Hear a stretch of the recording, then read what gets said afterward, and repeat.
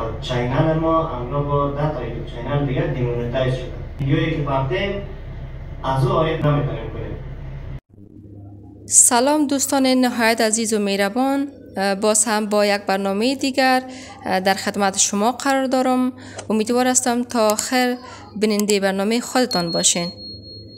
دوستای عزیز، بعضی های شما شاید در جریان باشین که چینل های یوتیوب بعضی از هموطنای ما که در ایران و افغانستان فعالیت میکردن بنابر بعضی مشکلات از درآمدزایی مانده و فعلا نمیتونن که فعالیت بکنن، که از جمله چینل یوتیوب کمیل همگام است، اور چینل ارشاد فرهمند و بعضی چینل های دیگر است که در لابلای برنامه خواهید دید. وقتی که مونتایز نشه ما اجازه هم شاید نداشته باشیم که ویدیو پاکتیم. امکاناتش هست چینل ما از دست بده.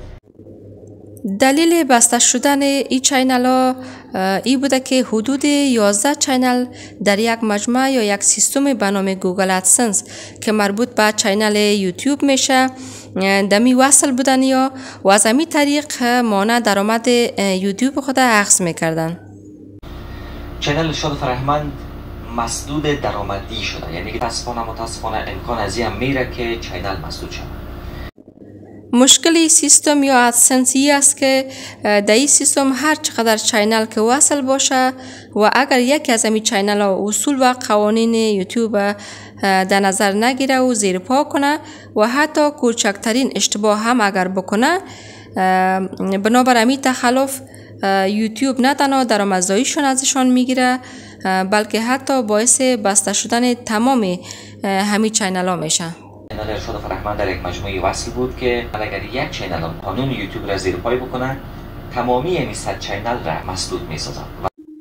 کسب درآمد از گوگل ادسنس برای کشورهای مثل افغانستان، ایران که به زبان فارسی صحبت میکنه یعنی قابل پشتیبانی نیست و به همین دلیل زیادتر افغانای ما که در داخل افغانستان چینل دارن و فعالیت میکنن یک حساب مشترک در خارج از کشور جور میکنن تا بتونه که مانع درآمد چینل خود از او طریق به دست بیارن که متاسفانه همچون مشکلات برشان ایجاد میکنه. متاسفانه مشکلی که برای چینل ما ایجاد شده، البته تنها برای چینل ما نیست، موضوع گوگل ادسنس است. گوگل ادسنس مربوط چینل هایی است که به درآمد رسیده و مانیتایز شده.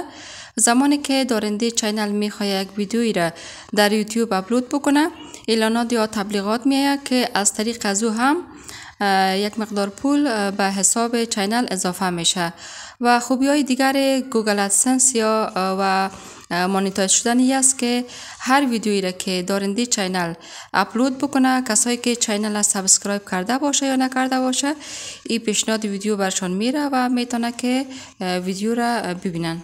شما نمار شده میتونه یک کلش ضرب 0 شده. دلخوشی بود بر ما دانمو. در دنیای یوتیوب ابزار ادسنس شرکت گوگل منبع اصلی درآمدزایی است. به همین دلیل تمام کسایی که در یوتیوب چینل هایی را به خاطر کسب درآمد ایجاد کردن باید در این ابزار گوگل حساب کاربری داشته باشه. باید علاوه نمود که روش های زیادی به خاطر کسب درآمد یوتیوب وجود داره، اما ادسنس ساده ترین و بهترین را برای مبتدیان است.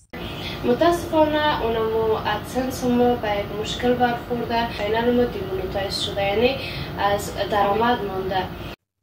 بسته شدن 11 چینل هموطنای ما مشکلات زیاد را برایشان به وجود آورده و ضربه اقتصادی شدید خوردن، چون در شرایط فعلی افغانستان که همه دچار فقر و بدبختی است، این چینل ها از طریق فعالیتشان در شبکه‌های اجتماعی امرار معیشت می‌کردند و خرج و مصارف زندگی خود تامین می‌کردند که بسته شدن تمام چینل ها یک جفای بزرگ در حق زحمات چندین ساله آنها میباشه. خدا نکنه که این اتفاق مشکلات زیادتر شود و باعث شود که ما چینل خود از دست بدیم.